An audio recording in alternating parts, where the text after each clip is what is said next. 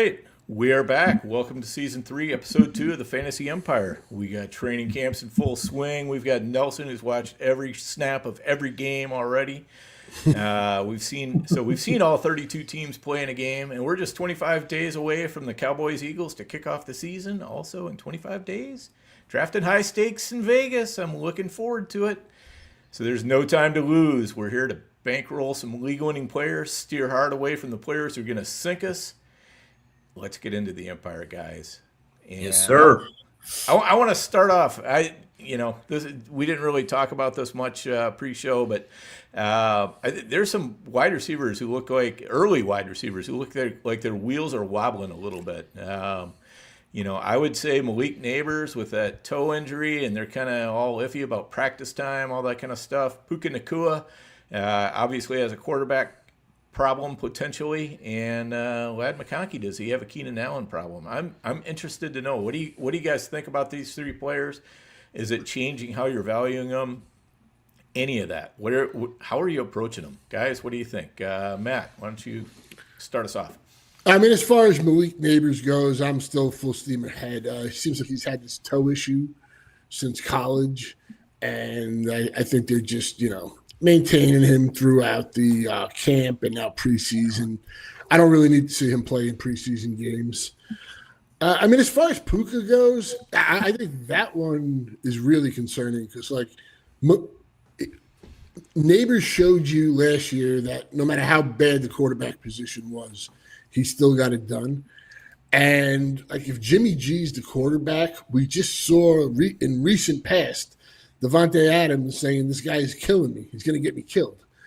And I don't know how good that's going to go. The fact that Davante Adams landed there with a healthy Stafford, I think was the perfect situation for him. And they had a role for him. That's why they got rid of Cooper Kupp, who was really good friends with all of them. So I'm a little cautious on Puka. He's a great talent.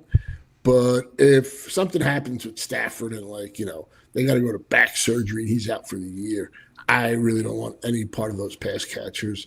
And lastly, wait, Matt, let's put it in real terms. Where are you dropping him? And if so, how far? Who does he go behind now that he was going in front of before? I'd probably take all those receivers on the turn ahead of him. Okay. And that's pretty much, and like I said, I think he's a fantastic talent. Lad, I'm not worried about Keenan. Yeah, Keenan's going to come in there. Lad could win in the slot. Lad could win on the outside. Lad was dominant that second half of the season, put his last 7-8 games up against anybody. BTJ, Amon-Ra, Malik, put him up all against there. And I think if anything, it helps him to have somebody else that's out there that knows how to run routes and, do stuff. So I would buy the Lad dip. If Lad is in the third round, I think you just have to smash that and say thank you. Yeah. All right. What do you think, Nelson? I've got Puka right now at number 9 at wide receiver. So I'm with Matt. Basically, I've got those guys, those receivers that typically go on the turn, and Puka is the last one of that group right now. I try not to get carried away, but I don't like bad vibes in the preseason when it comes to injuries and stuff like that. That's one of them that worries me because I think Jimmy's capable where the offense won't be a total train wreck, but he's not Matt Stafford. So I do think that you got to downgrade Puka. And then with Nabors, I just look at it as he's been dealing with this now for, a few years, and he dealt with it his rookie season. That didn't stop him from getting 170 targets. So I'm not really going to downgrade Nabors at this point. Yeah, I'm kind of with you on Nabors. The main concern with him, I think, is quarterback play. But, as Matt said, it was worse last year most likely. So hard to see how it could get much worse this year. With you guys on Puka, it makes me weary that Stafford still hasn't been able to get back on the field, and they kind of keep promising things, and then all of a sudden they walk it back. that's probably the most concerning part to me. If they were just saying, no, the plan is we'll get him out there the last couple weeks before the season starts and get him practicing then, I'd probably be less concerned. But when they keep, trying to get him going and then it doesn't happen anymore, don't feel great about that. Did you see yesterday? They put him in like that. They had that. Oh, I don't know, a hyperbolic chamber, whatever the hell it was. Somebody's making some bucks there, right? Dan, I want to touch real quick on. Did you have any other follow up on that, Dan? On Puka? No. Jump in. Okay. I just wanted to touch real quickly on these guys with Nabors. Dan, I see it a little differently. Instead, you said you're worried about the quarterback position. With Nabors, I'm not worried at all. You got a quarterback room where you got a capable guy in Russell Wilson, even though he's a real life quarterback nowadays. He'll get him the ball. He's a veteran that could get him the ball. If Russell Wilson goes down, now you got a gunslinger in Winston that comes in. And if all the hell goes loose and they turn it over to Dart looked fantastic, and he's a gunslinger. So now I got everything covered with Nabors, where you go from last year, people not being able to get him the ball. I'm covered completely, where some of these quarterback situations in the NFL, if the starter goes down, you really have to worry about the ball getting out to the wide receivers, a la the Jets season a couple years ago with Rodgers when he went down and they had garbage after garbage. So the quarterback position's fine with me with Nabors. I'm a little more concerned, though, with that toe issue, just because he left mid-practice 6 days ago, hasn't been seen since. It's always been an issue. Do we really want to go through another season of hitting the Friday report and going, Nabors is, he's hobbling over to the sideline? This must be like a chronic turf toe injury that he never got taken care of. And I don't know at what point it's going to be too much for him to be like, you know what, I need a week off or something like that. You're starting to see him drop a little bit. His ADP was, I think, 12 in the last 4 days of NFFC drafts. It's weird when you look at all these receivers in the middle first round. A month ago, you had Nabors. Brian Thomas was locked in. Now you're starting to see Brian Thomas fall to the second round of a lot of drafts. I can only assume it's because the Travis Hunter hype and love, with him, people are saying, well, how many balls is Brian Thomas? He's no longer alpha wide receiver one that maybe we all envisioned him. If Travis Hunter's going to play a 1B to him, like a T. Higgins role to a Jamar Chase. So maybe he slips a little bit now in people's eyes. Now you got Puka Nacua, who was living in the top 10 overall, and now Stafford's looking like a dead duck with his back is getting held together by tape. So now he's fallen to the second round. Who's coming in that looks like the safest play is someone that a lot of us drafters were pushing to the side a little bit, and that was Amon-Ra St. Brown. He might be the safest receiver of them all that could take that place right in that mid-first round range, 7 to 10. So, all that being said, that's the way I see the first round into the second round roll, and I'll end it with Ladd McConkey. No change in my eyes. I think Ladd McConkey is a solid wide receiver, too, in that second round. No issues there. Right. Yeah, I don't think there's any way Keenan is taking targets from McConkey. I think he's, as Matt or Nelson said, he's going to actually help him out a little bit. So I'm curious what's up. Dan, I'm sorry, real quick, just around the horn. Yeah. Do you guys see Amon-Ra passing these guys in first round ADP? Now that he's looking like the safe one, all the clips of Amon-Ra, he looks as good as ever, even though he had the knee scope in the offseason. Can you guys see that, him landing in that mid-first again?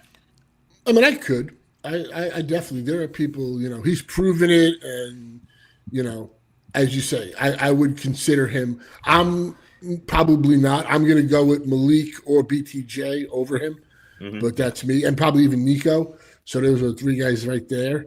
But I don't have a problem. I don't think that's wrong if you took Amon-Ra.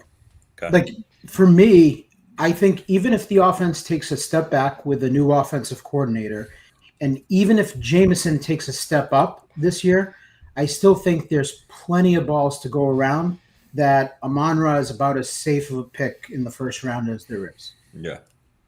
And sometimes in the first round, you just want safe, Give me my safe pick and let's move on, So, real quick before we leave this topic, just a little ADP game. You're on the clock. You've got Puka or Drake London. Who you taking? Oh, jeez. Nelson, go ahead. You started around the horn. Yeah, that's not close for me. I'm taking London. Yeah, I'm with you there too. I mean, and it's a shame because I love Puka, but I just think the volume, I don't have to worry about it right now. Yeah. Clean sweep Chris? on that. Clean sweep. Clean sweep. All Drake- right. Drake All right. over Let's dig a little deeper then. Puka or AJ Brown? That's closer for me. That's I'm tough. Puka. I'm Puka on that one. I think I'd probably go Puka, but I mean, again, what people haven't really been saying, I understand they ran the ball after the bye last year. But again, AJ Brown missed 4 games. Devonta Smith missed 4 games. Goddard missed multiple games. I think I forget who it was on Twitter, so I apologize. I believe on 79 of Hurts had 79 dropbacks last season with AJ Brown, Devonta, and Goddard on the field. That's insane. Mm-hmm. Yeah. I mean, that all goes with a caveat that if another week goes by and Stafford still can't get on the practice field, then Puka's just going to keep falling and falling. I wouldn't touch him until I see Stafford looking good. Go ahead. I think that the thing that rings truest to me is just, we were talking about with Amon St. Brown. It's the safety of AJ Brown versus, who knows what you're getting in Nacua.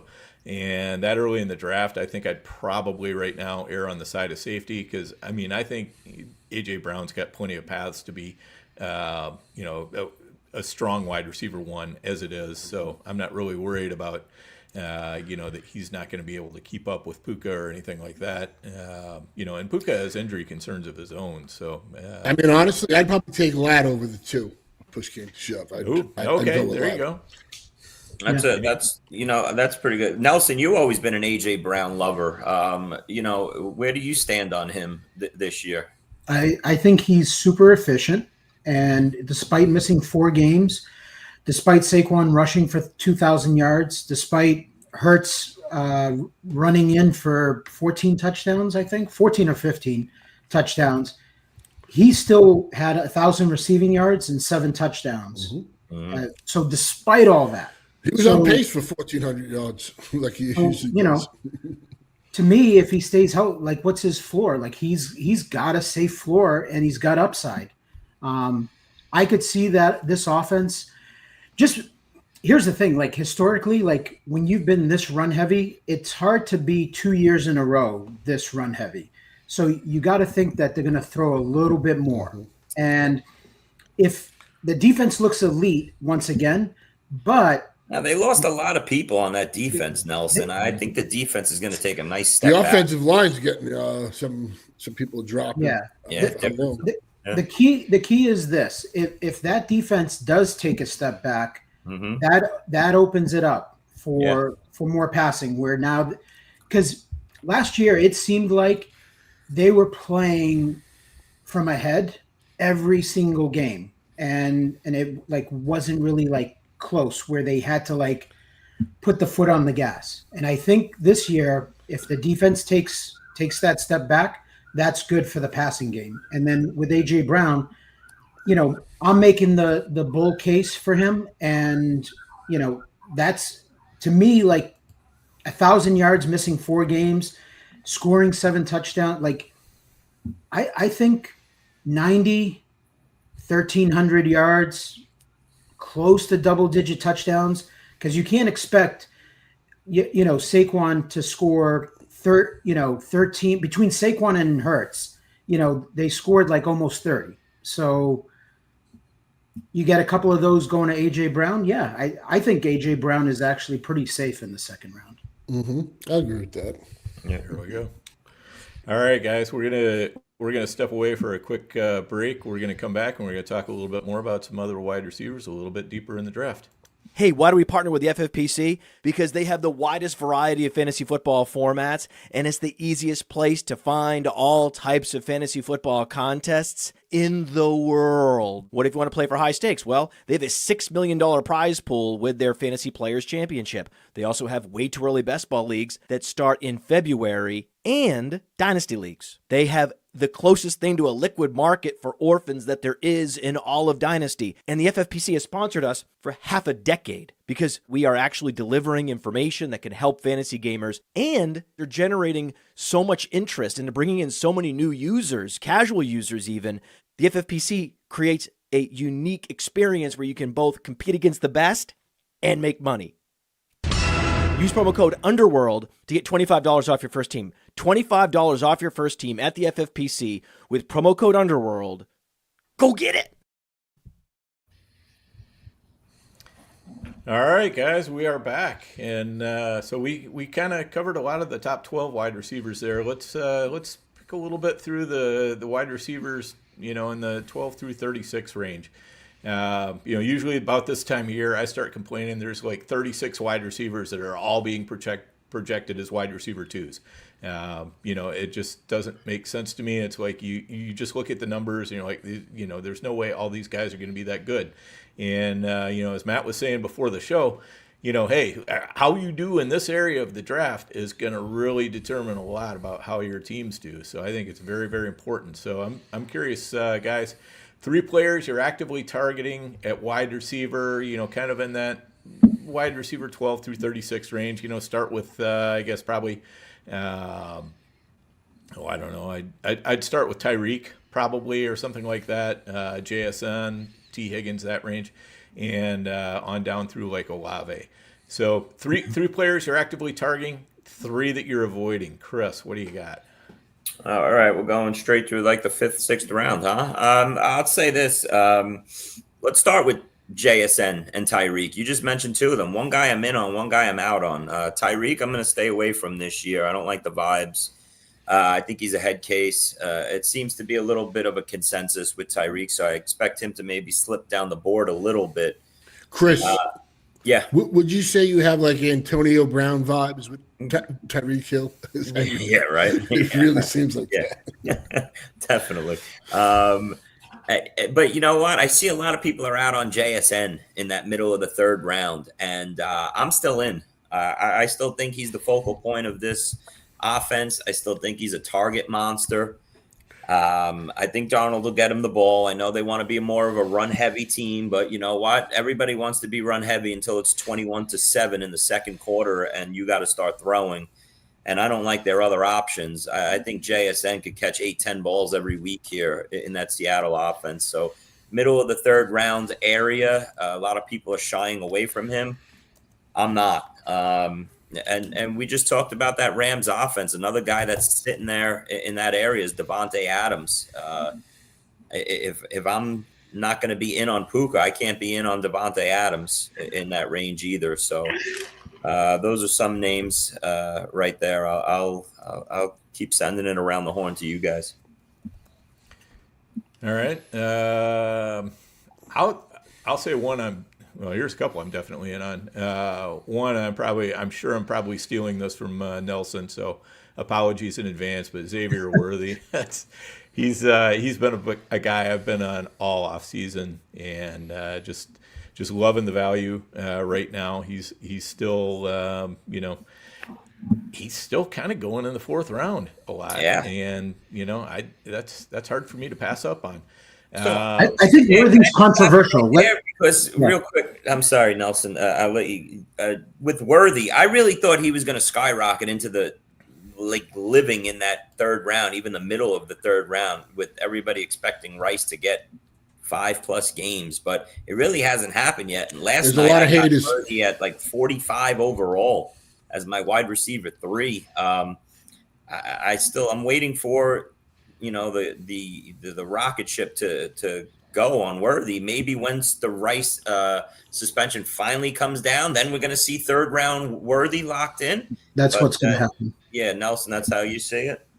Yeah, I think that Worthy is at a good value right now, And if you want to have a little bit of Worthy, now's the time, because I think once that suspension comes down and everyone really puts the spotlight on it and you have everyone on Twitter, talking about it, the conclusion that people I think are going to come to is that, like Worthy to start the year, like this could be the year where he sees close to 150 targets in this offense, and they might not even change the offense once Rice comes back if it's clicking with Worthy. And he's the fastest guy in the NFL, so he can take one to the house at any point. So I see a lot to like with Worthy, because I think they're going to manufacture touches regardless. So he's got that weekly floor every week. I think he's going to touch the ball. He's not going to be like this forgotten guy, because towards the end of the season, you saw that. You kind of saw what the offense looked like. Yeah, definitely. Yeah, and I'll a couple more I'm definitely in on. Tet McMillan, I think, is just a huge value. I think he's probably looking at 140 targets if he stays healthy all year. And I really like what I've been seeing and hearing out of Bryce Young, from last year and just right on through training camp. There's a great positive drumbeat around him. So give me his number one target. I think the passing game is going to flow through him for sure. And, give me some Travis Hunter too. I mean, it sounds like it's going to be wide receiver first for him. And if it's, if he's getting 80% of the plays like they're talking about on offense, that's a pretty good snap count. That's, I think he can take something and do a good bit with it. So I'm in on him, especially at his price. I mean, go in the 6th round. I just think that's too late. I think that offense is going to be, they don't have a very good defense in Jacksonville. So I think that offense is going to have to score points. So I'm in on Hunter as well. You're starting, Matty Mo is starting to rub off on you with this rookie love. You see a rookie, you just go and hug it. Yeah, that's like right. I mean, I could have put about 2 more on there tough, too, though. but Yeah. I mean, I get what Dan's saying and like the talent and best wide receiver and all that. It's just I know they keep saying he doesn't get tired. This is the NFL, and if their defense is bad and he's going to be playing both, I'm not doubting the talent at all. I have some shares. I just don't think I can get myself to the point where I'm maybe even or overweight, just because I just think it's unless they're going to say you're basically going to play offense and we'll have a little small package for you on defense. Yeah. I don't know. I just find that tough. All right. So here's the question, really, Dan. You love Tet McMillan, you love Travis Hunter, but do you love 3rd round Tet McMillan? Are you buying mid to late 3rd round Tet McMillan, or you just like Tet McMillan because everybody's going to have a price here, that's the price you're going to have to pay for Tet in Vegas, and then to follow that up, you can forget about 6th round Travis Hunter. Do you love mid 5th round Travis Hunter, because that's where he's going now lately in the last couple nights? People would say, I saw him go my last 2 drafts. He went 49th overall and 55th overall. So 6th round is a pipe dream. So those are your 2 prices, buy or sell. Well, going before Tet McMillan are Devontae Adams. We talked about him. Tyreek Hill, we talked about him. I think I might take him before even T. Higgins, potentially. Though that's a little bit tougher of a conversation. But yeah, I think 3rd round Tet McMillan is totally fine with me. And 5th round Travis Hunter, yeah, I don't see why not. I'm not gonna let JMO or really probably JMO would be the one that I would be putting over him. Other than that, if you're talking, Devonta Smith, Jalen Waddle, Zay Flowers, I don't know that any of those guys are going to be any better than Hunter.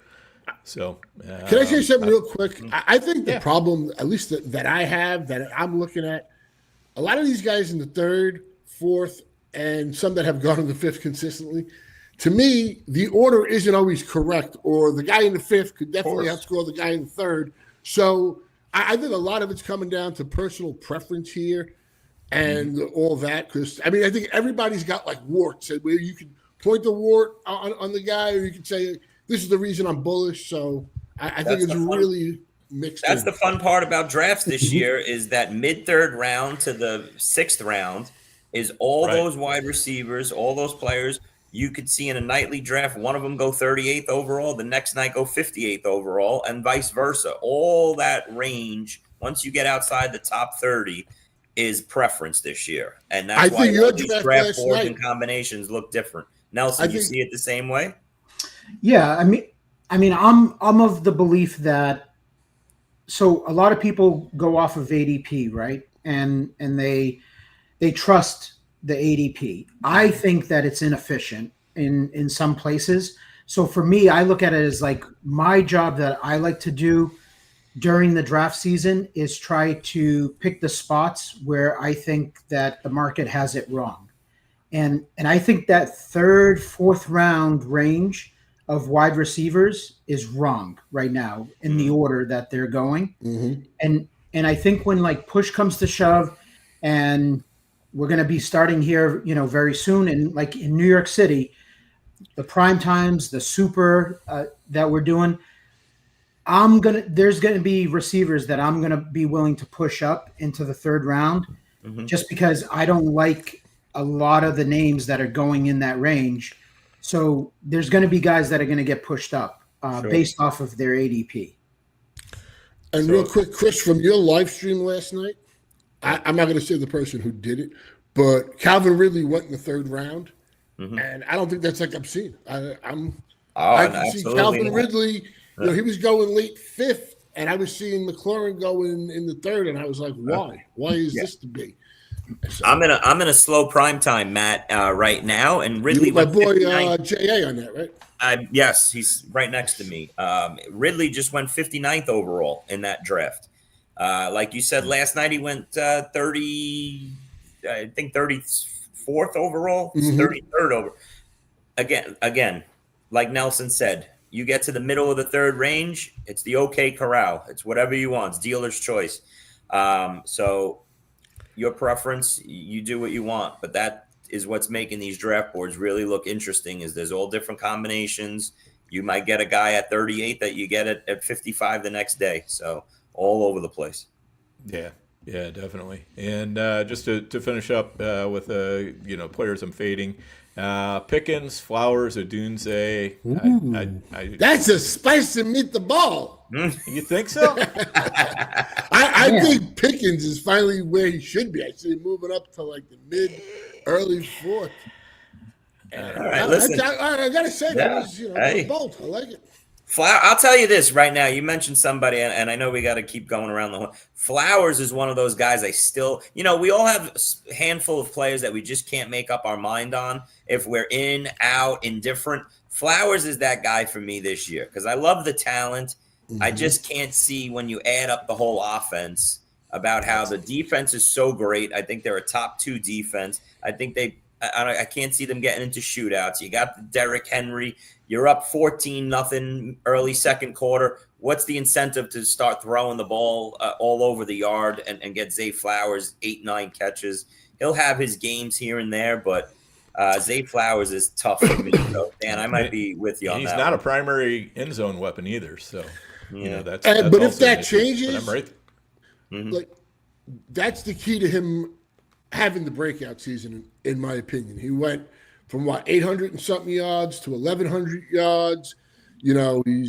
He's getting the targets. The targets are going up. The catches are gradually going up. The year 3. And what if a guy like Henry finally goes down? And, with that offense, I like Zay Flowers this year. I'm not overweight on him, but I do like getting him in the fact that the path could easily get there for him. I get you guys make solid points on like why you're hesitant, but an early 6th round or a late 5th round, I'm game for that. Yeah. Yeah, he's not really a guy that I'm actively fading. I'm not necessarily targeting either, but I think he goes at a fair price, and in his range of outcomes is that he could be really good if again, something happens and they're a little less run heavy and he's getting, more targets. So I could see it. Everybody's going to let Odunze just walk, though, as a fade. You guys all in on that, fading Odunze? I actually I didn't would say rather that. have Odunze over DJ Moore, and I'm kind of out on both, Damn. but I'd rather have that. You just said Odunze. You have Odunze ranked over DJ. You said I would take Odunze over Moore at their Okay. prices, but I don't really want either one of them. Okay. You're fading the Bears offense. No, I'm in on Luther Burden and Colston at a cheap price. I Yeah. think that offense is something that will get progressively better as the year goes on. I mean, everybody's just thinking like day one, Caleb's going to walk in there, and now he's great because Ben Johnson is there. I mean, I think it took Jared Goff a while to learn the Ben Johnson offense. So there's other guys I'd rather have. Yep. All right, Nelson, what do you got here? I think I'm on an island on this one, but I like Marvin Harrison. So I'm willing to take him in the third round. But it just seems like a lot of people are off of him. And then the two other guys that I'm in on is Calvin Ridley and George Pickens. So those are two guys that I'm willing to push up the draft board to get. And then obviously, like you guys mentioned, other players like McMillan, Worthy. I like all those players, but All right. Who's your fades? Tyreek, JSN. A lot of JSN fades for me, Nelson. Like you said, you're off JSN. I feel like that's the consensus now in the industry is to get off JSN, and I'm just on the opposite side of that one. I just see I see a potential for 115 catches this year. JSN, love the talent. Think he's a stud since day one, and I think they cleared out that wide receiver room for him because they know he's a legit one. I'm with you, Chris, on that. Yeah, so I was on JSN last year, and now I'm off. I think the price, I think the fact that it's a quarterback downgrade. I could see a scenario where with that offensive line, it's not as good as Minnesota's, and Darnold got exposed at the end of the year, and I just don't think he's a very good quarterback, and I don't think he's as good as Geno. And I could see that offense being a little bit of a shit show and them struggling to get the ball to JSN. I also think Cooper Kupp there is a square peg in a round hole. I thought with DK there on the outside, that kept defenses honest. I don't think that's the case this year. I think defenses are going to be able to key in on the middle of the field with JSN. Yeah, but I'll argue that. I think he's more than just a slot receiver. I think he can play the outside. I think he can run the route tree. I mean, I do have hesitations on JSN. I'm not all in.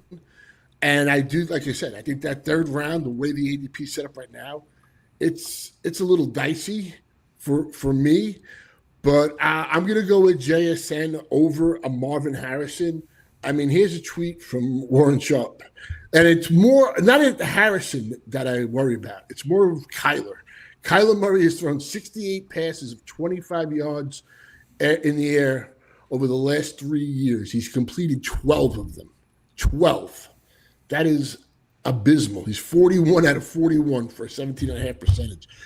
And you could say, well, you love Trey McBride. Trey McBride's not getting all those deep passes.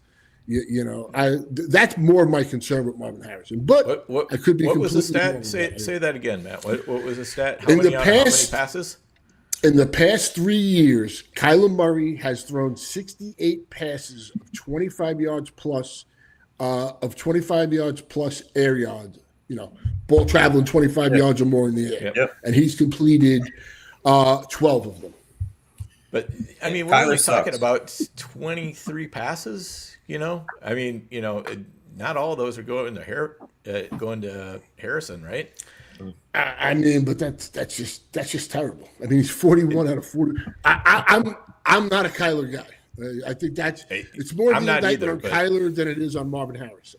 I think we all learned the hard way last year with Kyler. I think at some point in your life you do. I mean, I was out of it last year, but I had learned that lesson earlier. Yep. Definitely. All right. So Matt, bring us home. Who are you in on? Who are you out on here?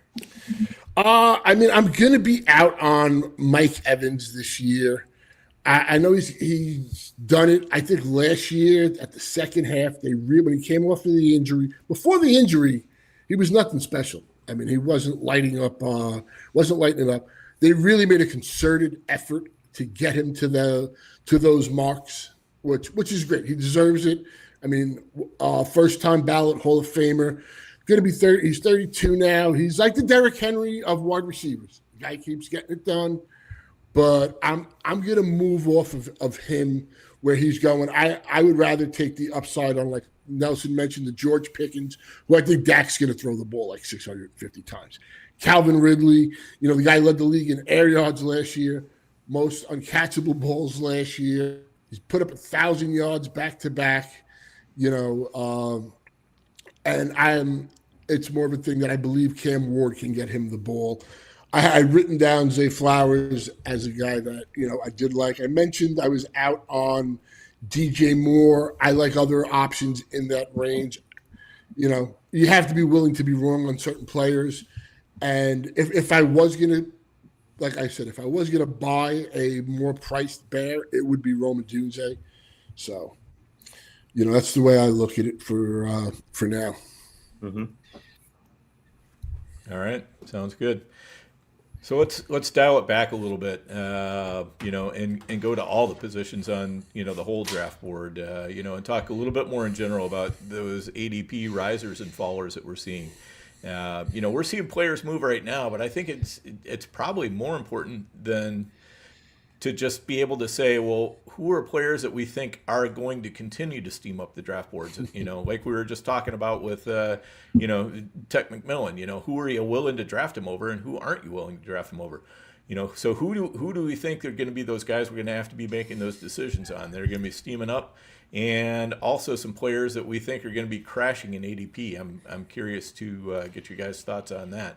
So this is kind of looking forward, not what we've seen in the past week or two, but, what you think is going to happen over the next week or two. I guess. Nelson, why don't you start us off there? I mean, we talked about our targets, and I think it's going to be those guys. I think Ted McMillan is going to live in the third round at some point. I think Calvin Ridley is going to move up, and I think Pickens is going to move up. And if he doesn't move up during the preseason, after that opening night game, I have a feeling that he's going to have a big game. And all those he's going to be the guy that's going at the 1-2 turn is my prediction. Whoa. Yeah. Nelson. That's my prediction. Pickens 1-2 turn after a big game? After a big game. What, before Lamb? If he has a bad game, they're gonna switch roles. You're gonna get a Lamb Pickens 12. No. I'm not gonna get that bonkers. CD's gonna listen. He's gonna fall. I don't think you're crazy, Nelson. Because look what happened with Amari Cooper a few years back. He bounced up and went at that 1-2 turn. Where he turn. All right, let's say the Bengals are playing that opening night, and T. Higgins drops an 8 for 130 and a 2 touchdowns. Where are you taking T. Higgins? Easy. Where? If you're asking me where would he go? Easily he would go 1-2 turn. Okay, so that's the premier number 2 in fantasy football is T. Higgins, and we're putting him at the turn. Now we're putting Pickens in the same shoes as T. That's listen, I know we're talking hypotheticals here and stuff. I can't see him going there. But you're right. Listen, huge game opening night there. And Pickens will be in that maybe second, third round, right there, I believe. Yeah, that's my prediction. I've got this feeling that he's going to have a big game opening night. Not saying that I have nothing. Dan, you got to read that because it's so true. Dan, it's so true. Yeah, well, Matt's got his own fan club on here now. He was giving Chris a hard time about how Chris's looks were stealing the show, but I think it might be Matt's after all. We have a comment here from Joke King of Mars. The guy in the Bills hat always looks like he's stewing. I love it. It's so true. No effing around, he says. Show and it's like, I can't wait to. I'm gonna burn something here. You know what it is? It's 40 minutes into the show, and we haven't let Mac talk Trevion Henderson yet. That's why he's stewing right now. Yeah. I was just happy I got to talk about him. He feels like this is all filler, all fluff. He wants to get to Trevion Henderson. The Trey Hendo segment. That's the part of the show. It's the meat of the show, definitely. All right, Nelson, what do you got for followers? Those are the receivers. I think Worthy. Once we hear the Rice suspension, I think Ridley, Tet McMillan, Pickens. Those are my predictions of the guys that are going to move up. Mm-hmm. Okay. I can't believe you left one guy out. Ones that are going to move down. Who's going to be crashing in the coming weeks? I mean, somebody moves up, somebody's got to move down.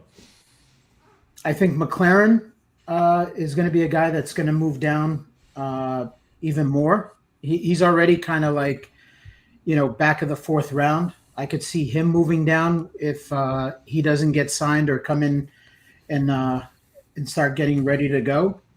And I think Rice, once the suspension's announced, I don't get where he's going right now in the fourth round. And I think there's going to be a price correction on him once it's official that he's getting suspended for 4+ games or something like that. Mm-hmm.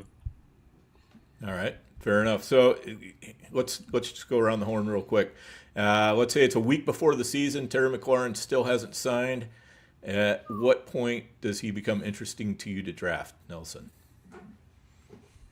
6th round. Same. I'd say 6th, 7th. I mean, he's like. I'll take a shot on him as my 4. Yeah, isn't he? He's somebody we know can just step right in and Yeah. You start getting into the like Pearsalls and Olaves and Myers and guys like that. Yeah, I'm taking McLaurin over them. Yeah, you start looking for where is this beneficial, this pick to give me an advantage. And if I can live off my big 3 wide receivers in a draft, and then I hit the 6th round and you're giving me a held out Terry McLaurin, and I could put him on my bench to start, draft another guy. Yeah. There you go. Okay, thank you. The star of the show today. Hey, listen, our listeners letting us know when we're on the clock and drafts. I really appreciate everything, that. Man. We appreciate that. What is my partner? My partner should be texting me this shit. Shout out to Jack Hahn too. He's one of the real ones over there, and a great guy as well. So, all right, let's move on. As far as ADP risers and fallers, I'll kind of pull away a little bit from the wide receivers, but I think Charbonnet is going to continue to move up draft boards as long as the vibes on Walker stay where they're at. And I think Jaden Blue, another one that's definitely just moving up the draft boards. I don't see anybody taking control in that backfield, and I guess when that sort of thing is happening, that's how I'm going to roll. Is I'm going to try to take a guy like Blue, and also the Eggman. Give me Mika Puka. I think if Mike Evans is down and out, then Puka's got to be up and coming. So I'm in on him. Where is the point? Can I ask you a question? Being that you mentioned him, Dan. Where is the point where it becomes too much on him? Is there like a line? Didn't he go in the 5th round of yours last night, Chris? And Abuka's definitely on the rise. He moved into that Olave, Pearsall territory right there. He's going to be going 60 to 70 overall on the board in most drafts. I think he's going to live in the 5th. I think he's getting in there. I mean, they're calling him. I'm just saying, based on the Godwin 2.0. It seems like he was drafted because they were really worried about Godwin, and you still got Evans, but I don't know. Shout out to Scotty. Shout out to Scotty the King Angle checking in with us with his JSN. He loves his Seahawks, so he's tuned in. Scotty was the one he was the original Cooper Cup guy. Remember, he said he was going to the Hall of Fame, and then there you go. Cup. There you go. So with the Puka, right? Yeah. One of the scenarios is like, okay, I love Ibuka if something happens to Evans or Godwin, and something has happened to both of them. Okay, so that I think that's part of the reason why he's moved up.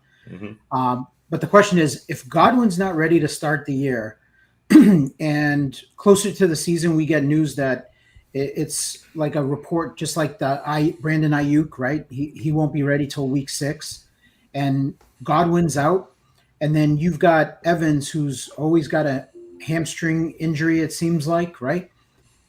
Where are you willing to draft a guy like Ibuka? Because at some point you got to think he's going to be in on 3 wide receiver sets, so he'll have some type of role. Mm-hmm. But how far are you willing to go with him? It's a good question. It's a real good question. I just think that a lot of people are forgetting about how good Jalen McMillan was. He's going to play a role in this offense. And I think it is, Nelson, all surrounding about what's the news once we get closer to September on Godwin. Is he going to get pumped? Is he going to miss September into October? Ibuka could give you 2nd, 3rd round production in a high flying offense like Tampa. He could basically be last year's Chris Godwin. But at what point does Godwin come back into this offense? And then what are you drafting here? You're drafting a player that gives you 4 to 6 weeks of great production, and then is in the mix of a crowded passing offense, and you're taking him in the 5th round. I mean, I'm betting on the talent there. I'd take him at the at the 4 or 5 turn. Could we talk about another guy Dan mentioned, because I think he's really becoming one of the more interesting guys, is Zach Charbonnet. I mean, I'm a big Kenneth Walker guy. I think the Kubiak coming in there, the offense, I think it's all set up for Walker. I know he always gets hurt and all this and that, but if he is really hurt or Gore goes down, I mean, Charbonnet is just screaming at you, and I think he's just going to continue, as Dan said, to move up. I seen him going in one of my FFPCs, one of my gorillas. He went 1st or 2nd pick of the 9th round. And I think that's a drum beat right now due to the circumstances. We're hearing everything is good. We're just resting him, but I'm getting worried. Mm-hmm. Yeah, Zach Charbonnet to me is one of the premier handcuff running backs, but not just that. I actually think that he could have a real role right at the beginning of the season. I don't think it's just going to be the Walker show.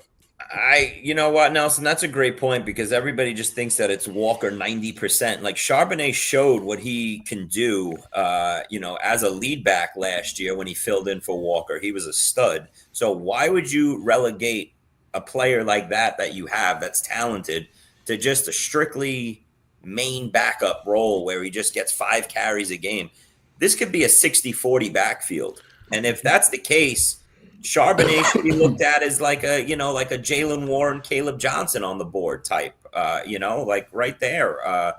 Maybe he's going 2 rounds too late right now. Yeah, if he's going to play a role like that. What you're saying is correct. I don't know, but if I'm just listening to what the head coach has said since February, and since they brought in Kubiak, and it's Ken is our guy. Everything is set up for Ken. And he keeps repeating that and repeat. It's like with the Jets and Aaron Glenn. At first, I was yeah, it's not going to be a 3-man running backfield, or it's not going to be a Monty Gibbs. But after 3 months of it, and then you start seeing a little of it, it starts to. So that's what I'm going to monitor. If Walker is healthy, what is the split that's going on there? I think that's really imperative. If we do get a look at that at some point this preseason. Yeah, I don't think we're going to see that, unfortunately. If they want to be a run-heavy team, why can't I'm not saying he can't. I'm not saying he can't. And like Nelson said, he's probably the top handcuff. Even if you said he was the backup, just strictly on that, he would be. Yeah, I mean, they got rid of the OC Grubb because he was too pass heavy. Yep. So He would've been best. you know they're changing that offense, and they're going to be more run heavy. And I just think Charbonnet has a role. I think Walker is actually being a little overdrafted where he's going, and I think Whoa, easy, Matt. That stick's falling down. Matt looked upset there when I said that. Had to catch that. Yeah. I actually did get a little upset. And then Charbonnet is probably He's going doing. around too late where he goes. There you go. Yeah. All right. Fallers for me. We just mentioned the name Caleb Johnson. I think he's a faller. Walker, I'm right there with you on that. Nelson, I think he's probably going to start dropping down draft boards if he can't get back to practice pretty quick. And this one, I don't know if he's actually going to fall, but I think he should be falling down draft boards. Josh Downs. I think Tyler Warren's just going to be eating his lunch. I don't see a huge role for Downs. Oh, that hurt Maddie. Maddie's stewing. That right really there. That's did. Maddie That's Mo. like boy. I don't That's know. like Maddie that. Mo's Josh family Downs- tree. That's a Maddie Josh- Mo family tree guy. that Josh Matt Downs and I are is sitting on the talented. back seat of the bus, and I just Both pissed him off. receivers I don't out know. there. We all know the I don't know about family. that. It's Trey Hendo. It's Josh Downs. It's Xavier That's- Worthy. That's some We don't war. talk bad about these guys. Shots fired. Dan, I'm going to defend you. I'm right there with you. I think Pittman's the true number one there in that offense. I think Warren is going to be very involved. And if we have Richardson as the QB, then I want no part of all these pass catchers, especially Downs, because right now he's the most expensive. Yep. Yep. We will watch it play out, though. I'm going to bet on that talent. And he's right there in every metric with all these guys were drafted in the first and second round. So Yeah. we will see. Let's All see, right. where is he going? I'm trying to think He of is a guy. falling, though. Josh Downs Downs? is. I got Downs, Downs is, in 80, the Downs is gorilla always at right there in that 85 overall range. Some people jump him a little bit to the high 70s. Some let him slip to the low 90s. But 78 to 92, you can always expect Downs. It's the same receivers. That area of the draft board is getting dried up with the injuries to a lot of receivers. Usually you have to go into that range to go get your wide receiver 5 or a 4 if you're desperate. And you're all choosing from the names. You've got the Addison suspension, the Jennings injury, Jaden Reed's hurt now. There's a lot of receivers drying up in that range. So I don't know how much further Downs could fall backwards. All right, ready? I'm going to give you a good one, Matt. These two players are going to outdo Downs this year. Okay. Christian Kirk and Marvin Mims. No, wow. Let's go. Let's go. Now, You got to put I money will up take on the that. Mims one. 100%. Let's do it. Maddie's going to turn the hat around backwards. I here in a need second. odds, though, because they're Oh, going now to you come want odds. around. Yeah. You're talking so tough. You get 2 guys. I got 1. And now you want I think straight No, up. Mims down straight up. Yeah. Okay, Mims down straight. Yeah, Mims down straight up. All right. Dan, I know we got to hit the break and stuff. Let me just get mine out real quick. Yeah, I we got to think get the big- Maddie's too. Yeah. I mean, go. We already know Maddie's risers. Go, Chris. Yeah. Tony Pollard, I think, is the biggest riser, at the running back position over the next couple weeks. Spears, a high ankle sprain. Everybody just thinks he's going to be back. I don't know about that come week 1. I think Pollard moves into that 5th round, 6th round range there where you see the James Conner and Kamara going. It's a little dry at the running back position in that range, and that's a real heavy wide receiver range. So we've been waiting for a legit running back to move into that area. Breece Hall, another one I could see falling. Everybody's sour on Breece Hall. You're seeing a lot of mid-4th round Breece Hall to late 4th round now. I think that continues. I don't think you see Breece Hall as a 3rd rounder anymore. Those days are over. I said Jawan Jennings. I think Jawan Jennings, I don't know why people are still taking him in the top 80 right now. I think he should be falling a lot further than that. And, we talked about him real early in the show, but, I got to say Travis Hunter. He's the biggest riser at the wide receiver position.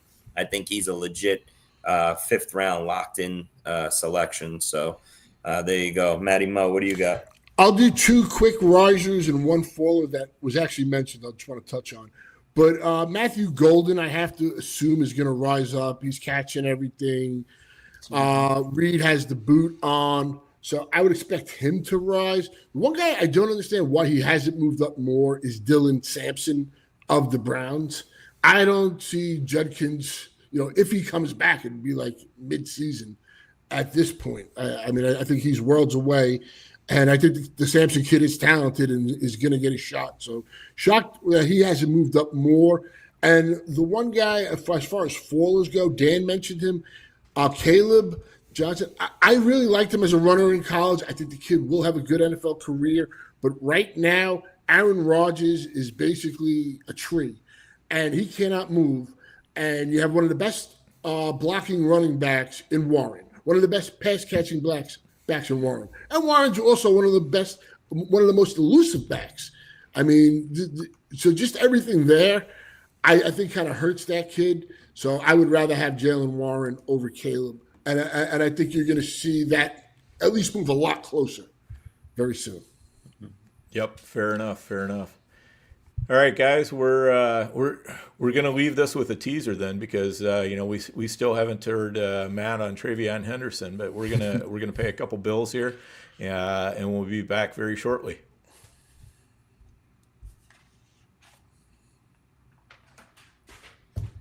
All right, and we are back. So let's give Matt one other chance to be talking about Travion. Sure. We could talk ambiguous backfields. I think we're all kind of scratching our heads over who to draft in some of the backfields. Others, it seems settled, but maybe it's not. Hard to say. So I'm curious. I think the argument for Travion, it is going to come to a point is like, what's too high to draft him at? But I think the argument for him is the one thing that we used to always have was the pass-catching running back, and that's become like extinct almost. We're seeing all these wide receiver screens, bubble screens, and all this kind of crap, or passes just past the line of scrimmage to receivers and versatile tight ends. So if a guy like that can, with Josh McDaniel and stuff, if that does develop, that's the case for him. We know the speed. We've seen him at Ohio State. We saw him Friday night. He's a rookie. Is he just going to step on the field and blow everything up? No. But one of the other arguments is I'm not a Stevenson guy. I've never been a Stevenson guy. And if he keeps fumbling, I don't care if he's lighter. And at some point, it's opening up for him to have a more of a significant role early on. As coach said, I don't think I've coached a running back this fast. So very positive, but I was on the clock in a gorilla. I was at 3:11. I said, and Garrett Wilson was there. I'm like, I'm taking Wilson, and I'll probably take Travion after the turn. I needed a running back. Travion drew on the turn. So, and I see him go in the third and stuff like that. So. All right, there you go. What I want to know is, is there a backfield that you guys still haven't figured out? Is there a backfield that seems pretty ambiguous that you think you have nailed down? And is there any backfield you think might be more ambiguous than most drafters think, according to ADP? So I'll tell you one backfield I still haven't figured out that I would like to get figured out is the Texans. I just don't know what's going on there. Nick Chubb just, it sounds like it's Chubb the Slug, and, he's. Did you hear the coach's comments on Nick Chubb? That was impressive. It was. So sad because he was one of my favorite, if not the favorite running back I ever had in fantasy. I just loved Nick Chubb for years. Yeah, great fantasy running back. No doubt. And it's, it's sad to see, but yeah, it's, you talk about a steady drumbeat. That is a steady drumbeat that you don't want to hear is what we've been hearing on Chubb. And then you got Woody Marks. Go ahead. Isn't Zach Moss like a perfect fit for that? If Mixon's going to be out a long time, Chubb is, dust. They got it. I think they got to sign or trade for somebody.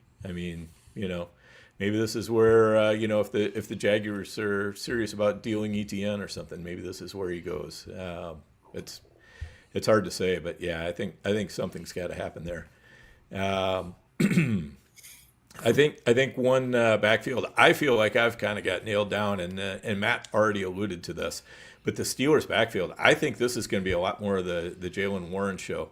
I think Caleb Johnson is gonna have his times and places, but man, I think Warren is exactly the kind of running back that Aaron Rodgers wants to play with, and I think what Aaron Rodgers wants, Aaron Rodgers gets. So I'm buying much more heavily into Warren right now than I am into Caleb Johnson.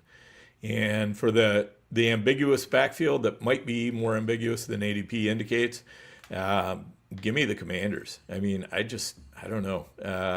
I find it very tough to click on B-Rob there. It seems like there's no ceiling there, and even the floor could disappear. So having a hard time clicking on him. What do you guys think about those? And or if those all make sense, Chris, tell us who you got. Yeah, the one backfield I can't figure out right now is the Jacksonville one. I liked ETN for most of draft season here. It just seems like it's like his name's getting soured on, whether it's Bigsby one day or Tootin the other day being the star of camp. Now you're dealing with a 3-man backfield that people are in on. You just mentioned the ETN trade whispers are still there. It's just a cluster F in the Jacksonville backfield. Can I steal a line from Nelson when we talk about the Jacksonville backfield? Yeah. Like he says, you can tell yourself a story. Yeah. And it's kind of like the sequel to the story we just saw last year, where the head coach is now in a new place, and it was Rachaad White, there was Bucky, there was Tucker, and now in Jacksonville, it's kind of like that same development where I like ETN. I don't love ETN. I will never draft Tank Bigsby. I could be totally wrong. I just won't draft him. And I'm going to take Tootin, especially that Tootin is he's just falling. You're getting this guy in the 11th round now, the 12th round. Like, that's a gift. Well, he's yo-yoed. I mean, Matt, he's yo-yoed. Tootin at one point, a couple weeks back, his ADP was like 110. And then I was drafting him in the 9th round. And then you looked up 2 weeks later, his ADP was down to 150-something because of the news on ETN and Bigsby were glowing, and Tootin was falling behind and was a distant third. But here's the thing. I mean, I could see where ETN is solid and good for the first month plus or whatever, and then slowly but surely, Tootin comes along and takes over the show. In the second half, he's the guy you want to own. I'm not saying it's going to happen. That's a story that I could see unfold because it kind of just did happen. And the same guy was the director of that.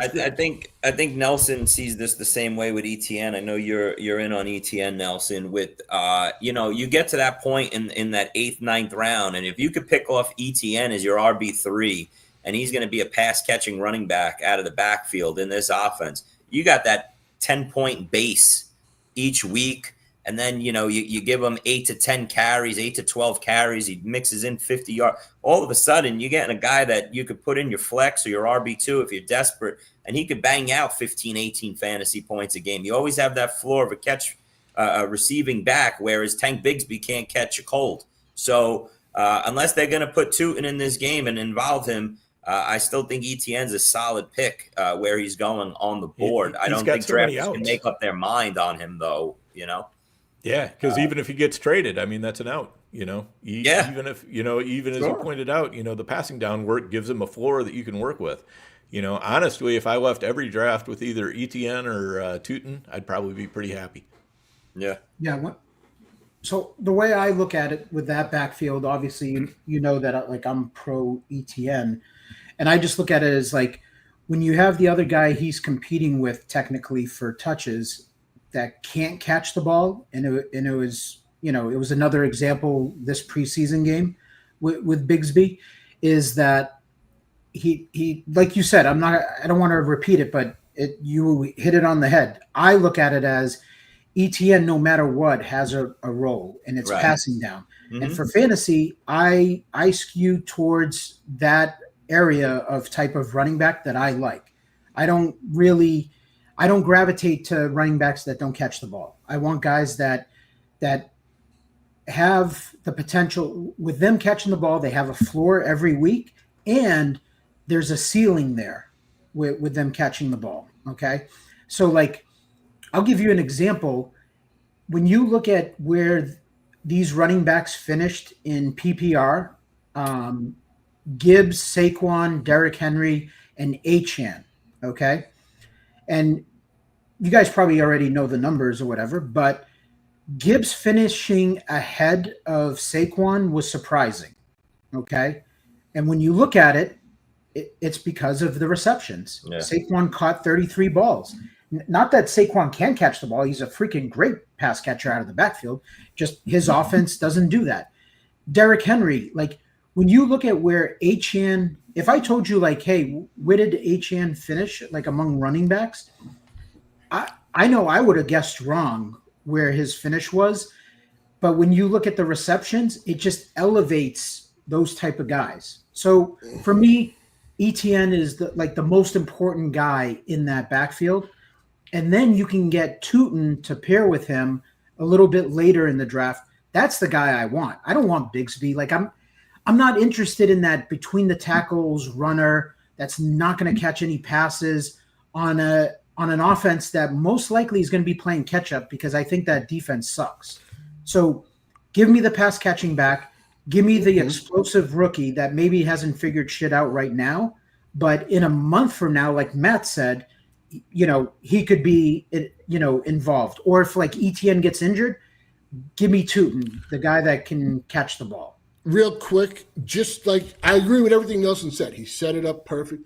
But my argument here is, and I do like ETN, and I don't think he's a bad pick where he's going, but ETN is Rashid White, who last year was coming off of, but he was coming off of a Rashad White the year before was what, like top 5, top 10? He was up there, and he had to be at least 8th, something like that. It was like 8, 7, something. Okay, so he was 7th or 8th. He was the pass catching back. Everything you're saying, he was that guy. And with over time, he wasn't that guy. My point being that he was the safe guy because he was the pass catcher. And then what happened as the season went along? Yeah, I agree with that part. But talent-wise, Rashad White is not close to ETN. Pass catching-wise, yes. But just to keep this conversation going. Yeah, I'm not debating that. The GM before he got his job went in on the job interview and said, I'm going to draft Tootin on day 3. That was one of his selling points to getting the job. He went and he got Tootin.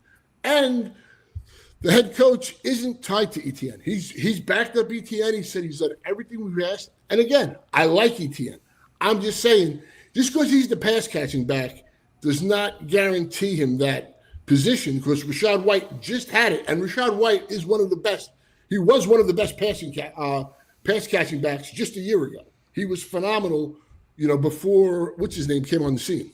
But but Bucky Irving was unusually precocious as a rookie. I mean, as far as being able to handle the full role and everything else, I don't know if we should be expecting that necessarily from everybody.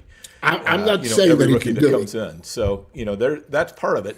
The other part of it is Rashad White still had a year left on his contract. This is the final year of Rashad White's contract. It's also now the final year of ETN's contract, which to me makes a difference because you know what? They got to be looking at ETN, and if they look at Tootin and they say, we think Tootin can handle the role and we think Tank Bigsby is an adequate backup, then they got to be trying to move ETN and get something for him because otherwise he's just going to walk in free agency, and if he signs a small contract, they're not even getting a supplemental pick in return. So they got to be wanting that draft capital back. They spent a lot on Travis Hunter. All fair points, guys. All fair points. All right. That's definitely Jacksonville's my backfield. I want to see over the next couple of weeks how it shakes out a little bit, but I'll be taking shots on ETN and Tootin as well. The one backfield I think I nailed so far all summer, I've been on Tracy and off Scatterboo since July. I kept drafting Tracy in a 10th round range. I continue to draft him. Think he'll be the lead dog again this year. The longer Scatterboo stays out, the better for me and my Tracy shares. another guy who could catch the ball, similar, even more so than an ETN role. A guy that could do it rushing and receiving. Giants offensive line more improved. You're getting a solid RB3 in that range, in that 8th, 9th round range right now. And all the people that were in on Scadaboo over Tracy the last 2 months, right now they got egg on their face, in my opinion. I'm glad you brought that one up, Chris, because I'm kind of the other way. I look at it as Tracy, and I was on Tracy last year, and he was, even though he was good in that second half, first off, it took Tracy a while to get that role, which with the injuries probably going to take Scadaboo a while now to get the role that Tracy had last year. But the thing with Tracy was, at the goal line, he wasn't a goal line back. He was, in his last 6 games, he fumbled a handful of times. And even on the Saturday game, the knee just went down, but he coughed the ball up again. I'm not buying the whole thing. And the fact that Scadaboo is a day 3, 4th round pick, the running backs now go in the 4th round. There's the few exceptions that will go higher than that, but the way the market is constructed, the running backs go day 3 in the 4th round. And I don't know. I look at a highly productive back who at least should get the goal line work and can catch passes as well. So you're a Scadaboo guy, as most people are. That's the drumbeat you've heard all summer long. Scadaboo. You know what? He's one of those folklore guys in college. He was always on TV every Saturday, Arizona State. He was the focal point. You got this big bruising back that, he became the hype machine for college football last year. You saw him in the game versus Texas, in the bowl game. I just don't. But he was second in missed tackles to Oh yeah. Listen, had over 100. 100%. But I know he don't have the speed, but I don't think his game's going to translate well to the NFL. That's my opinion. I know a lot of people love Scadaboo. They're in on him big time. I don't think he's one of these backs that in the NFL is going to be a star or a big productive back. I think what he is what he is, and that's going to be a backup running back in the NFL. I don't see him ever becoming a number 1 or a star. So time will tell on that one. But I like for now the role that Tracy has in this Giants offense, especially early in the season while Scadaboo gets up. You got a rookie coming into camp. He got hurt right away. He's going to miss almost all of camp. And he's just going to be behind the 8 ball, and it might be a rookie season lost for Scadaboo. So that's the one I feel like I got that I'm liking. And then one not settled right now, believe it or not. I don't know if it's settled, if that's what we're going for, but I still have my doubts with this Buffalo backfield. If Ray Davis is going to be one of these guys that we're overlooking so much, and if this Buffalo Bills team is like, we really don't need to pay James Cook this money because we have Ray Davis here. And everybody looks at it as maybe a James Cook is the lead number 1 dog, and he is, but could Ray Davis in year 2 be a 30-40% back in this offense?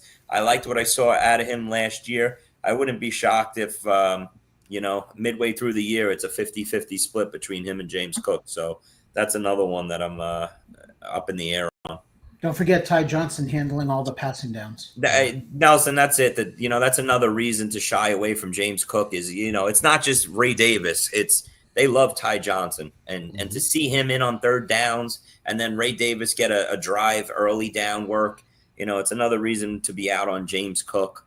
But if James Cook goes down or anything like that, misses time, Ray Davis goes right into, maybe back end RB1 territory in that Bills offense. Yeah. Like James Cook last year, those touchdowns were awesome. I just can't see that duplicating. And Kyron Williams signing that contract because Cook was looking for Saquon money, which was crazy. Yeah, he should be a lot closer to Kyron money. Yeah, Kyron basically said, sit the F down. You're in this range, probably maybe even below, be honest with you. So he did practice today, though. He supposedly was, I saw him, he was on the field today at practice. And, from what I've heard from some of the beat writers in Buffalo, they were saying regardless, Ray Davis was going to have a more expanded role, which kind of makes sense. And I just don't see the Bills at any point really giving him the contract he thinks he deserves. Fair enough. All right, Matt. What do you got on this? No, that's basically it. We basically talked about everything, like Jacksonville. You mentioned Dallas. I mean, Houston right now is pretty much a stay away. I don't know what to do there. It's just ugly. So, I mean, I think we hit them all. Nelson, anybody you want to highlight? Nelson, before you get going, real quick, Ray Davis, should he be in that 95 to 105 range with the, in that range of running backs on the board, or is he, going where he should be in that 120, 125 range? So once we get in that range, I have like what I would call like a group of high-end handcuff type running backs, and he's in that group. And I think that he does have a capped ceiling because of Ty Johnson. And it's not because I don't think he can catch the ball. It's not because I don't think James Cook can catch the ball. Sometimes as fantasy players, we can't control what the coaches do and what they think is best. And they think Ty Johnson is the guy that needs to be in on third downs and passing downs. And I think James Cook is, very good in the passing game and would be a little more electric, but Ty Johnson does enough for that coaching staff that he's going to be involved. So I will say this, that Ray Davis, if something happened with James Cook or he got traded, let's say a week from now, and we're like, oh shit, like, we got Ray Davis now as a starting running back. Yeah, he would move up, but he's still capped because he's not getting that passing down work. So I have him on the lower level of those like high-end handcuffs, if that answers your question. And just real quick, like we talked about Cook's touchdowns, Ray Davis for a rookie had 6 touchdowns last year, 3 rushing, 3 receiving. So, he definitely, and he showed you that Monday night game, when he was given the chance. They like running the ball in with Allen or the backs, for sure. Yep. The backfield that I think I have figured out is the Denver backfield. And I've come to the conclusion that I want R.J. Harvey and Dobbins. Mm-hmm. I want to have both guys in that backfield. I want to lock it up because I think they're both going to be good as is. And if something happened to one of them, I do Dobbins has never stayed healthy. I think Harvey could break fantasy, is my opinion. That's what I came away with. In that first preseason game, he surprised me where he's kicking the ball outside and he's got the speed to beat those ends. And I didn't really know, like I was caught off guard a little bit by that. Like usually when guys, I'll give you another example, like Hampton, when he goes and cuts it outside, he got stopped. He got caught. Harvey was not getting caught. And that tells me he's got that extra quick gear that even though he's got a fast 40 time or whatever, you don't really see that until you see it in a game. So, and him being able to catch the ball, I think he's one of those guys that I think they would still involve like some of the other guys, but Harvey could be really good in that offense. I gotta stop you. I gotta stop you right there and paint a scenario for you, Nelson. You're in the 5th round. You got 1 running back on the board so far. You got 3 receivers. You're pulling the trigger on R.J. Harvey in the 5th as your RB2. That's his ADP right now, right? We're talking about right now. You're gonna have to take him. You're gonna have to take him in the 5th, which you're saying you love him, so you're pulling the trigger.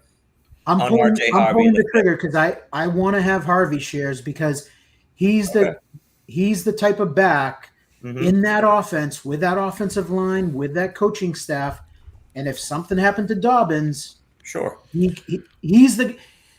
I always ask myself this question: what guys scare me if going it like I'm in the season and it's like week 4 and something happens? Okay, not necessarily what's on paper today, but like something happens to one of these running backs am I scared being underweight on a guy? And he's one of those guys. Harvey's that guy.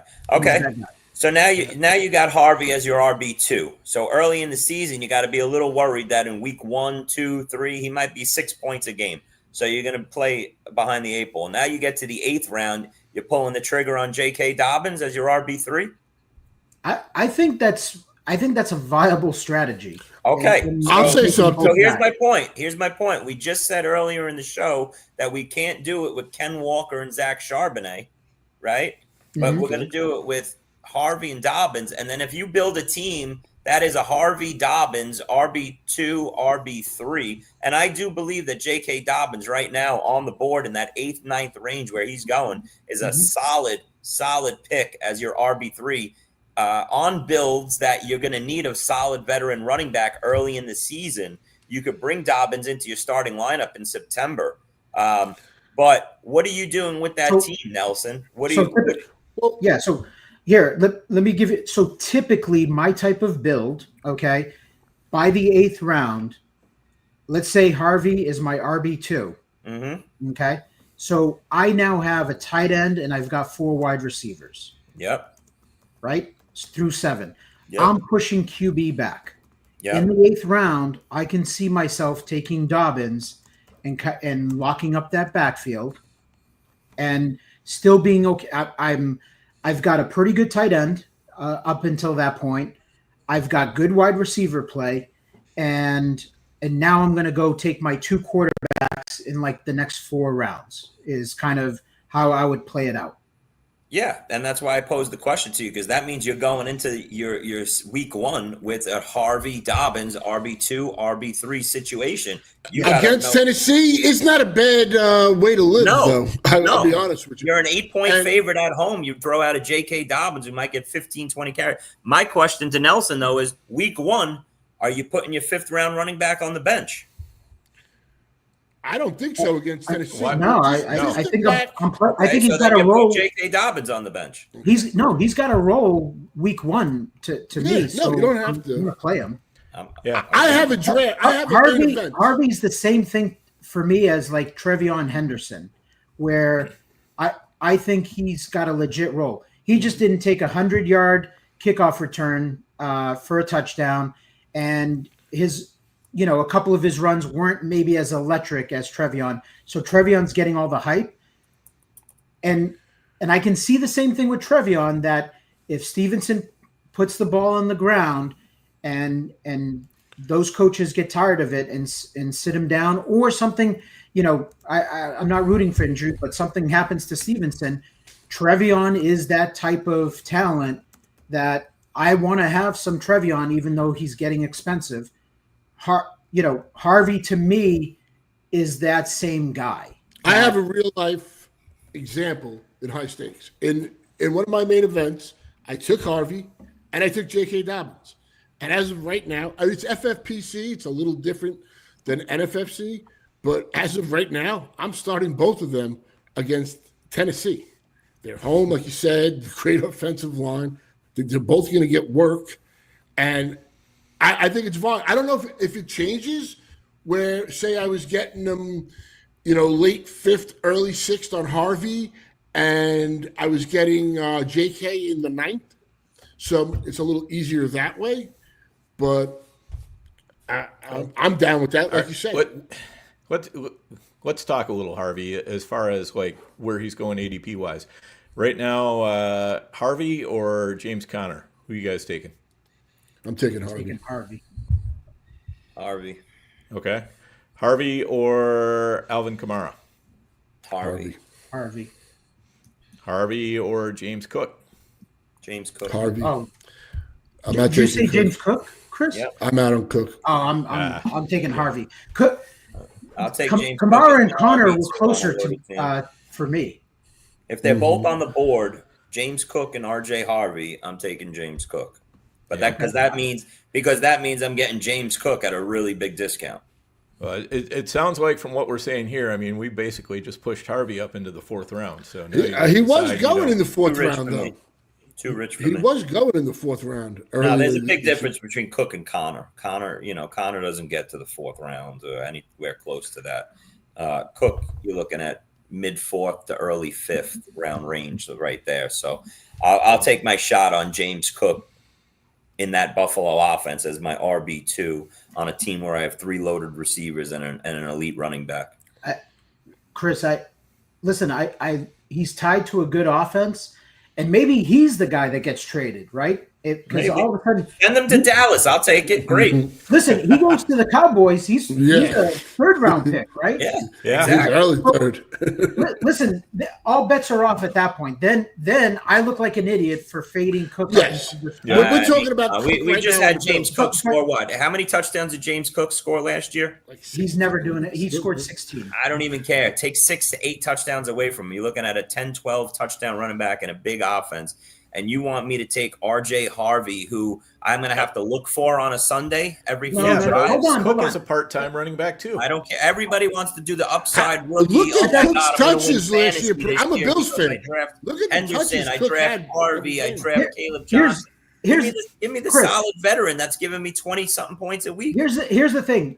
I was a big James Cook guy last year. Okay, I think Dan and I even had this debate, right? Yeah, but definitely. I got to be honest. I thought Cook was going to get there, but not the way he did. I thought he was catching 60 balls in this offense because they didn't really have any weapons that I thought were all that great at wide receiver. But he got there the other way with the 16 touchdowns. That's never happening again. Mm-hmm. So to me, I look at, as of right now, Cook's a bad pick, I think, because you know that his receiving upside is capped in Buffalo. I was using the hypothetical.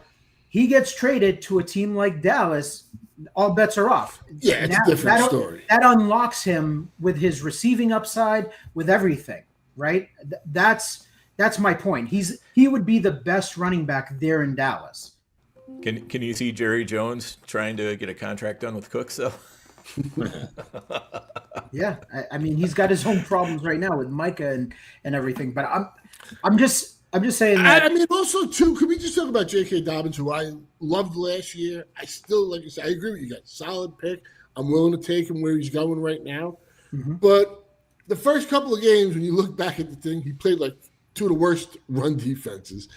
As the season went along, wasn't as good. Let's just be honest. And he didn't have the home run speed. But he's in an offense that I'm willing to invest in at the price right now. But again, he's averaged 5 games this season, and I'm a JK fan. Yeah. So, if you have Harvey and he goes down, you're sitting in a very good position. That's they right. Traded up for him in the second round, where he was handpicked. Matt, some guys are just more injury prone than others. I believe when you play football, that every player is injury prone. Okay, I don't necessarily believe look at Jonathan Taylor. Everybody used to Jonathan Taylor never missed one practice all his life, and then the last 2 years hit, and he's missed time all the time. You're not injury prone until you are. Exactly. But some guys just have a knack for getting banged up more than others. Dobbins right now is that guy. He's never had a full season, right?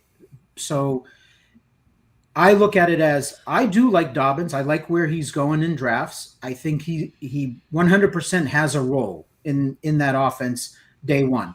Mm-hmm. I'm just saying I always look at these running backs and I say, and I use it both ways. Like, okay, can this guy beat me? Like if I'm underweight on this guy or I'm fading this guy, can he break fantasy, and is that going to screw me, with my portfolio of teams?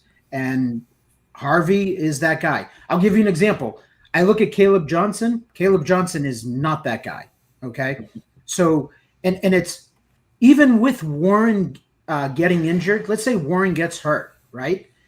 Caleb Johnson's still not scaring me because they have Gainwell, and I think Gainwell would immediately – take over the passing down work in that offense. So Caleb is capped for me. So I have no interest in Caleb in a low scoring type of offense that's going to play slow.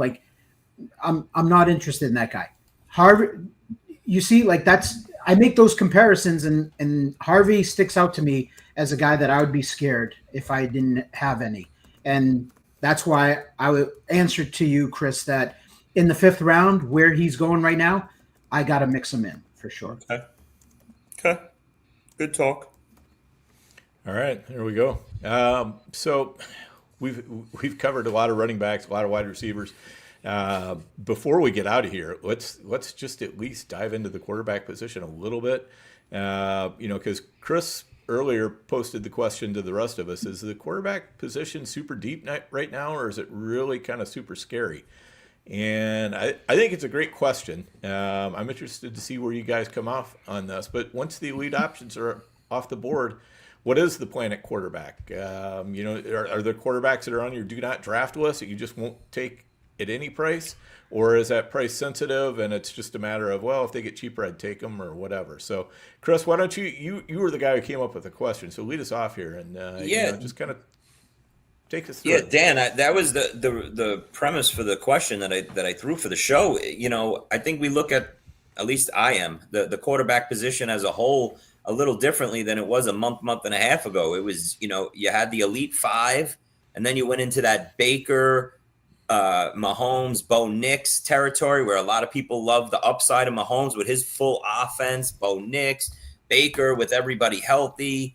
And then you looked past that, and 10 through 20, you had all big names of everybody looking, glowingly at all of them. And now in the last couple of weeks, you've had what? Kyler Murray stinking up practice. Caleb Williams, the terrible reports on him out of practice. Justin Fields, the same thing, stinking up multiple practices in a row.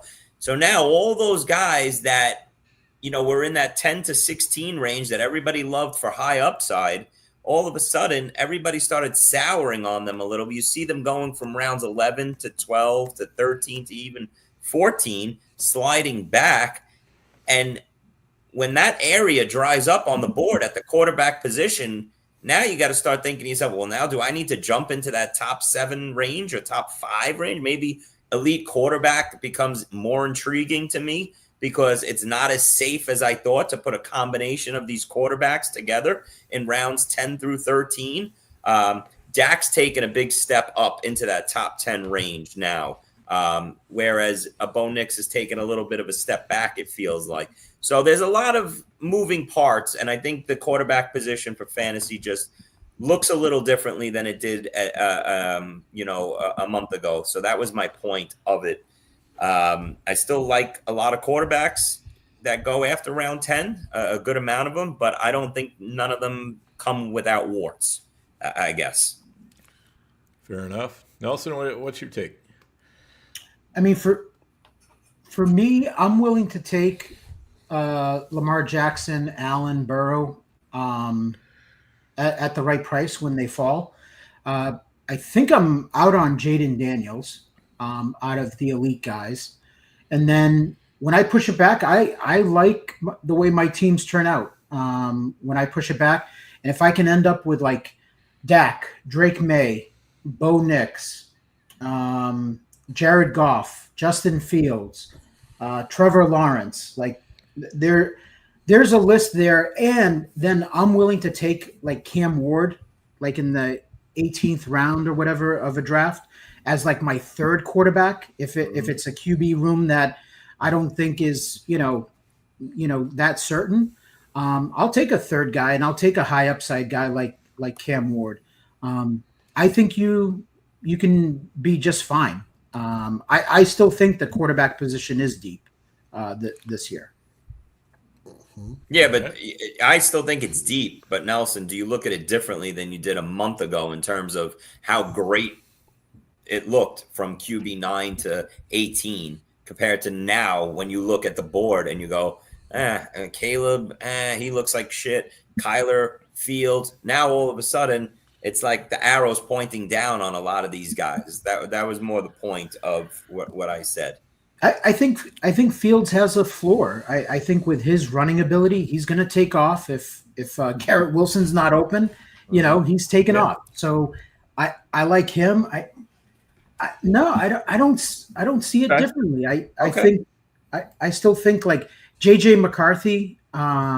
Once Addison's back and Jefferson is healthy with his running ability and everything, I'm kind of interested to see what that offense looks like with him. Like, I think he could be surprising. Jared Goff gets disrespected. He's in an really offense does. where all his guys go early in drafts. It just, to me, it doesn't make sense. So I think he's like a sure thing, like a lock, where even if he takes a step back from last year, he's still going to be like give you solid numbers week in, week out. You know, Right. And he's a guy who has, like huge home road splits that, seem to be like they've been happening long enough that it's kind of a real phenomenon. Yeah. So, all right, well, we got, 8-9 home games for the Lions? You'd feel comfortable starting Goff on pretty much all of them. And I think the road games are early this year. So he had a lot of last year he dome had like games. 2. Yeah. He had a he's lot got of dome games games last year. That's what was appealing, for him. Whereas, like, when he's outside on the road, he tends not to do well. So you stream him. So you pair him with another guy. I think there's like endless possibilities. Like, are all these guys going to work out? No, I'm not. They're not. I'm just saying there's a lot of options. That's why I'm not professing that I freaking have a crystal ball and I have it figured out of what quarterback. That's why I'm saying I'll take 3 if I don't know what the heck's going to happen and I don't have confidence in my QB room. Yeah. But like a guy like CJ Stroud, if the question mark is I don't know how they're going to freaking run the ball with that offensive line. Well, let me see here. Nico Collins, Christian Kirk, Jaden Higgins, Jalen Noel. Like, okay, they're gonna skew to the pass. Beginning of the year if Mixon's not ready. So like, I think I might just have PTSD from last year on waiting for quarterback and a lot of drafts. I was going there with my putting point, a combo together and always picking the wrong one. And the quarterback position last year sunk me in a lot of leagues. Me too. The right running back. I had the right receivers, the right tight ends, and my quarterback would put up a 7. And then I would get off of him. And it's just the quarterback position has me. Yeah. 100%, Chris. I'm in the same boat. A lot of my teams that were just mediocre, when I look back, I got quarterback wrong, and I wasn't quick enough to pick up Baker Mayfield, Bo Nix, a couple of guys that would have saved, my fantasy team. But sure. I'm just saying, like, I think you were a year early on Bryce Young. I think Bryce Young's got a lot of potential going into this year. I think Michael Penix with the Falcons, like that could be a possibility where, with Bijan out of the backfield and everything, like I could see him performing well. I just think that there's a lot of guys that you can hit on as long as you take, 2 or 3 of them if you push back the quarterback position. Sure. But there's something to be said in that 3rd round. Just bite the bullet and you take Lamar or Allen, or in the 4th round you take Joe Burrow. You pretty much know what you're getting with those guys. Yeah, I mean, how foolish would we look a year later after going through a year like last year at the quarterback position to thinking, you know what? I'm going to put myself right back in the same situation. I'm going to put 2 quarterbacks I like in that 9 through 18 range together. And this year I'm going to pick the right one on the right week each time. And I'm going to rotate my 30-point quarterback each week into the slot, right? That was our outlook last year, a lot of us. And, we just talked about it. We got burnt by it. So are we making the same mistake a year later? I think Chris, you're not sticking yourself in the blender again and hitting frappe? I mean, you're identifying, like a little bit of a weakness last year, right? So so maybe that's how you correct it, is you look at it and say, you know what, that 3rd round, there's nothing that I think is like a sure thing at running back or wide receiver. You know what? Screw it. I'm taking the elite quarterback here and be done with it. I mean, I think that's a fair argument, Nelson. Vegas. I think in New York and Vegas, Nelson, you're talking after you get outside the top 30, everybody, that's all you hear all summer long is, man, I hate that late 3rd, early 4th round, that turn right there. You're going to see people say, screw it. I'm not going to play around with these receivers or running backs that are question marks. And Lamar, Josh Allen, Joe Burrow, maybe Daniels, Hurts. These guys aren't going to get out of that range because people are going to say, let me lock in and not play the game of QB chicken later on. Give me my elite top 5 quarterback, and you guys can all have fun with your little QB rotation all year long. I mean, it's worth it, though. If you just look at it, I mean, like, I agree with Nelson. I love my teams when I wait on quarterback. And I'll usually try and double tap it, or maybe 2 and 3 rounds, I'm nailing them. And just like Nelson, I'll take a third, but I'm taking Bryce Young, as my third sometimes. And I got, say Drake May, Stroud, and Young. But that, like you just said, that third, fourth round, if you can get a Lamar at the end of the third, if he's there, like we took him in our prime with me and Jason. I don't know if it was 3.8 or 3.9.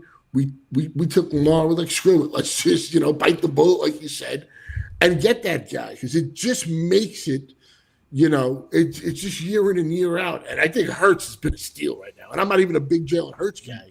I think his price is crazy. In my prime time the other day, I got Lamar at 4.9. Yeah, that's wild. In a prime, that's wild. Yeah. Wow. Yeah, I thought 3.9 was good. You got him at 4.9. Yeah, I think I agree with Chris though that like eventually I think that's going to tighten up with the quarterbacks, because I think you're going to see some of the receivers get pushed up, the ones that everyone gravitates to and locks in, and then the rest is going to just get pushed back, and it's going to be those 3 top QBs. I think you're going to see Daniels fall, only because it's kind of scary. Without Scary Terry, no pun intended, right? Mm-hmm. That offense is kind of ugly. Don't you think? Like, I was looking at it the other day, and I'm like, Debo. No, I'm worried. McCaffrey, like Zach Ertz, like there's nothing. It is ugly without Scary Terry, no doubt about it. But let's go on the premise that Terry signs in the next 2 weeks. Now is Jaden Daniels comfortably in the top 40 again in high stakes drafts? It would for me. It would for me without a doubt. Yeah, sure. I think he's the closest guy to get 1,000 yards. I mean, he had 891 last year. Yeah. And after he got hurt, he really didn't run for a few weeks. Yeah. But yes, Terry McLaurin is just a perfect example. Like last year, the touchdowns were there and he really spiked. But as a real life player, how important he is his value is just like so important to that franchise. I don't see how they don't sign him.